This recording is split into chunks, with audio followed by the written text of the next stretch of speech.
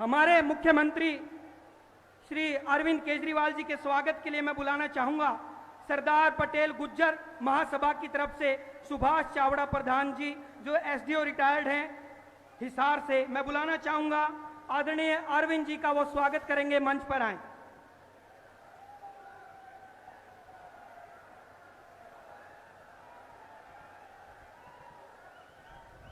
ये युवा जोश बरकरार रहना चाहिए, क्योंकि आज का जो आगाज है, आज की जो शुरुआत है, मेक इंडिया नंबर 1 बनाने की शुरुआत है, इस देश को बेहतर बनाने की शुरुआत है, इस देश को सबसे आगे लाने की शुरुआत है। और ये युवा जोश आज यहां से जो आगाज होगा, ये पूरा हरियाणा में जाएगा। और भाई साहब, हरियाणवी में बता दूं, आज अगर यहां से आगाज हो गया तो केजरीवाल जी और भगवंत मान जी तो लिख के देते हैं, वो तो सीधी गारंटी लिख देंगे 2024 में, और जो वो लिख के देते हैं वो होता है। फिर पंजाब में आपने देखा होगा। मैं बुलाना चाहूंगा सरदार पटेल गुज्जर महासभा की तरफ से सुभाष चावड़ा जी प्रधान।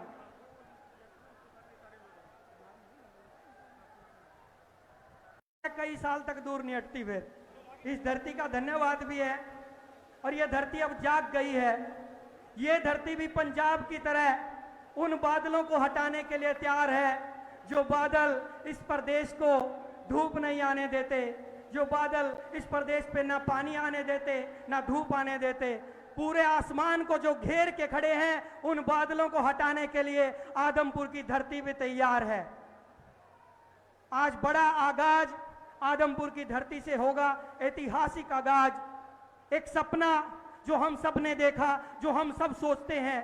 विदेशों की वीडियो जब हम यूट्यूब पे देखते हैं, सोशल मीडिया पे देखते हैं, तो उनको देख के हमारा भी मन करता है कि मेरा भारत, मेरा देश ऐसा कब होगा। उन्हीं सपनों को साकार करने के लिए, उन्हीं सपनों को पंख देने के लिए, उन्हीं सपनों को उड़ान देने के लिए हमारे बीच पहुंचे हैं आदरणीय अरविंद केजरीवाल जी और भगवंत मान जी।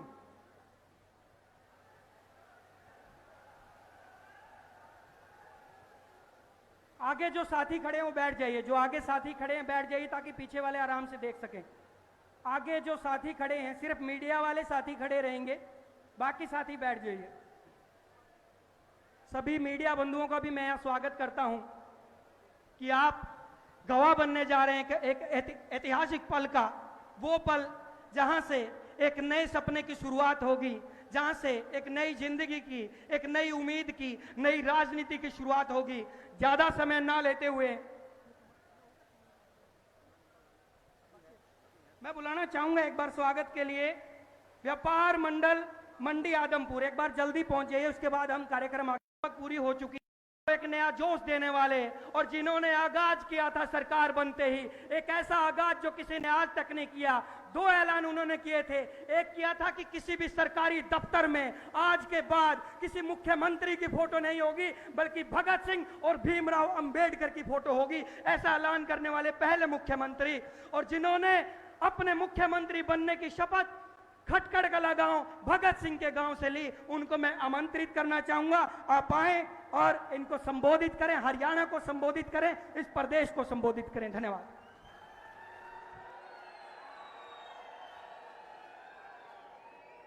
बहुत बहुत बहुत शुक्रिया, बहुत बहुत धन्यवाद। मेरे पास वो लफ्ज़ नहीं हैं जिनसे मैं आपका धन्यवाद करूं। एक मिनट,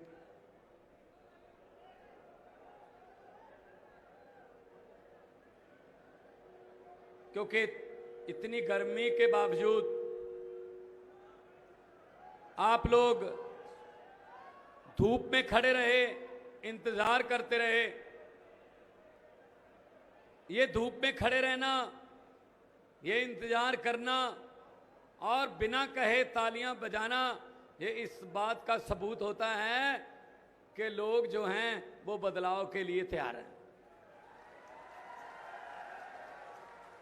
मंच पर आसीन आम आदमी पार्टी के नेशनल कन्वीनर, दिल्ली के मुख्यमंत्री और राजनीतिक धुरंधरों को धरती दिखाने वाले राजनीतिक अपने आप को कभी ना हारने वालों की लिस्ट में अपने आप को समझने वालों को धरती पर उतारने वाले और आपकी धरती के इस धरती के जंपल अरविंद केजरीवाल जी वो आज आए हुए हैं, उनके लिए एक जोरदार तालियों से स्वागत होना चाहिए। राज्यसभा एमपी गुप्ता साहब, अशोक तंवर जी और हरियाणा की सारी ढांडा साहब, हरियाणा की पूरी लीडरशिप और सबसे ज्यादा धन्यवाद जो मेरे सामने बैठे हैं आम आदमी पार्टी की रीढ़ की हड्डी जो कार्यकर्ता बैठे हैं, सबका स्वागत, नमस्कार, सत श्री अकाल। दोस्तों, ये कोई शक्ति प्रदर्शन नहीं है। हम तो वैसे आए थे, कल हिसार में थे, आदमपुर आए, प्यार दिया आपने, लेकिन आदमपुर का प्यार देखकर इस बात का अंदाजा सहजे ही लग सकता है कि आदमपुर वाले कुछ ना कुछ तो नया करने वाले हैं इस बार। भाई साहब, नेता आपके पास आते हैं, हमें वोट दो, आप वोट देते हो और विधानसभा में जाके कहते हैं हम इतने लाख लोगों के प्रतिनिधि हैं, हमें इस सवाल का जवाब दो, क्योंकि हमसे लोग सवाल पूछते हैं तो हम अपनी कंस्टिट्यूंसी में अपनी विधानसभा में जाके क्या जवाब देंगे, वो विधानसभा में जाके कहते हैं। लेकिन मेरा सवाल यह है कि जब वो नेता पार्टी बदलते हैं तब आपसे पूछते हैं? क्या कुलदीप बिश्नोई ने आपसे पूछा कि मैं बीजेपी में चला जाऊं? नहीं पूछा ना। कोई हाथ खड़ा करके बता दो अगर पूछा हो। क्या जेजेपी ने आपसे पूछा, जब आपको बताया कि हमें वोट दो, हम खट्टर के साथ मिलकर सरकार बनाएंगे? नहीं पूछा। क्यों? फिर उस समय पब्लिक कहां होती है? यही बात करने के लिए आपके पास आए हैं। जो मशीन का बटन है आदमपुर वालों, जो मशीन का बटन है, आपको 8 से 10 घंटे मिलते हैं उस बटन को दबाने के लिए। वो बटन ना तो हाथ के पंजे का है, वो बटन ना ही हाथी का है, वो बटन ना कमल के फूल का है, वो बटन ना किसी ऐनक का या चप्पल का है, वो बटन ना ही झाड़ू का है, वो बटन आपके बच्चों की अच्छी शिक्षा का बटन है, वो बटन आपके बुजुर्गों की अच्छी स्वास्थ्य का बटन है, वो बटन आपको मिलने वाली सस्ती बिजली का बटन है, वो बटन महिलाओं के लिए 1000-1000 रुपए पर मंथ 18 साल से ऊपर उनको मुआवजा मान सम्मान का बटन है, वो बटन व्यापारियों को यहां हरियाणा में काम करने के लिए उत्साहित करने का बटन है। वो किसी पार्टी का बटन नहीं है। ठेका नहीं ले रखा है इन्होंने कि हमें यही दबाना है। जब ये बदल जाते हैं तुम बदल जाओ, इसमें क्या है? तो आदमपुर वालों, अभी आपके पास एक मौका आया है इनको सबक सिखाने का। इन्होंने क्या समझ रखा है जनता को? पंजाबी में कहावत है, कदे मर जा चिड़िए कदे ज्यों जा चिड़िए। पब्लिक को ऐसे समझ रखा है। 5 साल इधर ले गए, 5 साल इधर ले गए, हम जब मर्जी इस्तीफा दे दें, हम दोबारा दूसरी पार्टी से आएंगे। लोगों का क्या है, वो तो वोट डालेंगे। नहीं, आप इनको बता दो। आदमपुर वालों एक बात, क्योंकि हरियाणा और पंजाब छोटे बड़े भाई हैं, हमारा कल्चर, हमारा सभ्याचार साझा है। आ रहा था मैं जब बाजार से, दातियां तैयार थी, रस्से तैयार थे, अभी फसल आने वाली है। दोस्तों, इनको बता दो ये बड़े बड़े जो बीजेपी कांग्रेस वाले दही जमाने के लिए, चाहे दही जितना मर्जी जमाना हो, दही एक रिड़कना भर के जमाना हो, पर दही जमाने के लिए झाग का सिर्फ 1 चम्मच चाहिए होता है। आदमपुर वालों, आप 1 चम्मच झाग का दे दो, आम आदमी पार्टी को जिताकर यहां से पूरे हरियाणा में ईमानदारी का दही जमाने की जिम्मेदारी हम लेते हैं। पंजाब में भी ऐसा हुआ था, पहले लोकसभा जीते 4, 19 में लोकसभा जीते संगरूर, आज आम आदमी पार्टी की सरकार है। क्यों सरकार है? हमारे पास पैसे तो है नहीं, हम उनका पैसों में मुकाबला नहीं कर सकते, हम गुंडागर्दी करते नहीं, सरकार सिर्फ सच्चाई और ईमानदारी के नाम पर है। और 5.5 महीने अभी सरकार को हुए हैं पंजाब में, पूछ लेना, आपकी रिश्तेदारियां होंगी, दोस्त मित्र होंगे। 1 विधायक 1 पेंशन। पहले क्या होता था, जितनी बार एमएलए बनता था उतनी पेंशन बढ़ती जाती थी। 1 विधायक 1 पेंशन, करप्शन खत्म, 100 मोहल्ला क्लिनिक तैयार, और लोग उसमें आ रहे हैं हजारों की गिनती में। दवाइयां बिल्कुल फ्री, 100 के लगभग ब्लड के टेस्ट फ्री, बिजली 1 जुलाई से मुफ्त, अभी जो बिल आ रहे हैं 0 बिल आ रहे हैं। हमने गारंटियां दी थी, अगर कोई देश का जवान, पंजाब का जवान सरहद पर ड्यूटी का फर्ज निभाते हुए शहीद होता है, 1 करोड़ रुपया। अभी आटा दाल स्कीम घर पे, बुढ़ापा पेंशन घर पे, बुजुर्गों को बैंक में जाने की जरूरत नहीं है, आपके डोर की खटखटाया जाएगा और आपको पेंशन मिल जाएगी। ये पहले क्यों नहीं हो सकता था? हो सकता था। एक टोल प्लाजा वाले आए 4 दिन पहले मेरे पास, संगरूर से लुधियाना तक की दूरी 2 टोल प्लाजा है भाई, 90 रुपये लेते थे। वो आए और उन्होंने कहा जी हमारे 20 महीने बढ़ा दो, 20 महीने हम और टोल चला सकें। हमारी आज रात को 12 बजे टोल की मियाद खत्म हो रही है। मैंने कहा क्यों बढ़ा दें भाई? कहते जी कोरोना आ गया था। मैंने कहा सिर्फ लोगों पर ही कोरोना आया था? आपके लिए भी तो कोरोना नेशनल डिजास्टर है, एक कुदरती आफत है, तो बहुत से लोगों का बिजनेस डाउन हुआ कोरोना में, तो वो भी तो बैठे हैं, आप भी झेलो। कहते जी किसान आंदोलन की वजह से हमारा नुकसान हुआ। मैंने कहा जी सेंटर ने कानून बनाए थे, 1 साल बाद सेंटर ने कहा जी गलत कानून है, माफी मांगते हैं।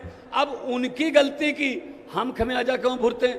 मैं कोई 20 महीने नहीं बढ़ाऊंगा। आज रात को 12 बजे दोनों के दोनों टोल प्लाजे बंद करो। मैंने बंद करवा के रखे हैं वो टोल प्लाजे।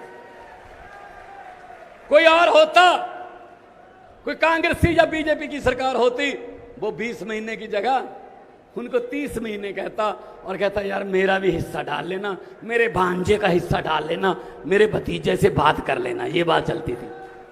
ये भांजे भतीजे, इनके घरों से क्या क्या मिल रहा है। तो दोस्तों, मुझे किसी ने पूछा क्या यार दिल्ली में फिर पंजाब में आप लोगों ने इतनी बड़ी आंधी को कैसे रोक लिया? मैंने कहा कौन सी आंधी? कहते बीजेपी की आंधी। मैंने कहा कैसे? कहते कैसे? मैंने कहा मैं बताता हूं। मैंने कहा जी हमारा चुनाव चिन्ह क्या है? कहते झाड़ू। मैंने कहा बीजेपी का चुनाव चिन्ह क्या है? कहते जी कमल का फूल। मैंने कहा कमल का फूल कहां उगता है? कहते ही कीचड़ में। मैंने कीचड़ की सफाई कौन करता है? कहते ही झाड़ू। मैंने कहा हमने झाड़ू फेर दिया, कमल उगे ही नहीं। जिस झाड़ू से हम आज तक सिर्फ अपना मकान और दुकान साफ करते थे, अब अरविंद केजरीवाल जी की अगुवाई में उस झाड़ू से पूरा हिंदुस्तान साफ किया जाएगा। बड़ी बड़ी दुकानें बंद होंगी, भ्रष्टाचार की दुकानें बंद होगी, बहुत कुछ होगा। 107 नंबर दुकान भी बंद होगी।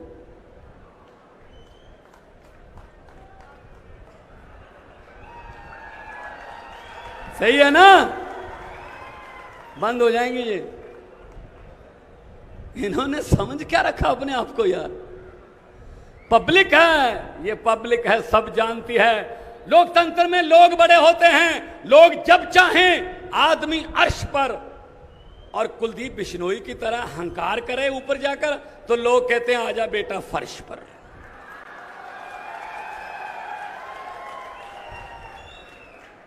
तो इनके पास कुछ नहीं है, ये सिर्फ अपना बचाव करने के लिए इधर उधर जाते हैं, लोगों के वोट को इस्तेमाल करते हैं। तो अगर साथ देना है युवा पीढ़ी का, साथ देना है बुजुर्गों का, अगर पढ़ाई, शिक्षा, सेहत, बिजली, इन सब समस्याओं का हल करना है, तो एक बार झाड़ू वाला बटन दबाकर देखना।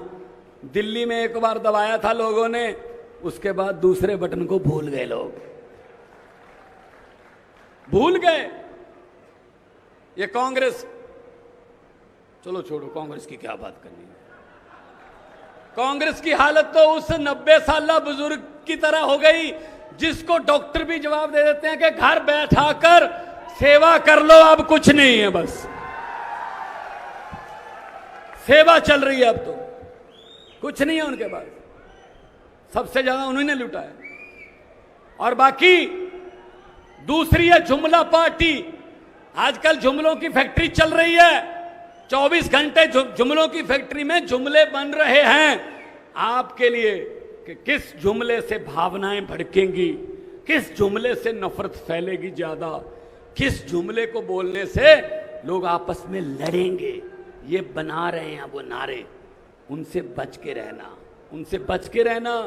मैं सिर्फ यही कहूंगा, जो देश को इधर उधर नफरत की राजनीति में बांटते हैं, जो देश के टुकड़े और देश को धर्म के नाम पे बांटते हैं, मैं उनके लिए एक लाइन बोलूंगा कि लंबे सफर को मीलों में मत बांटिए, कौम को कबीलों में मत बांटिए।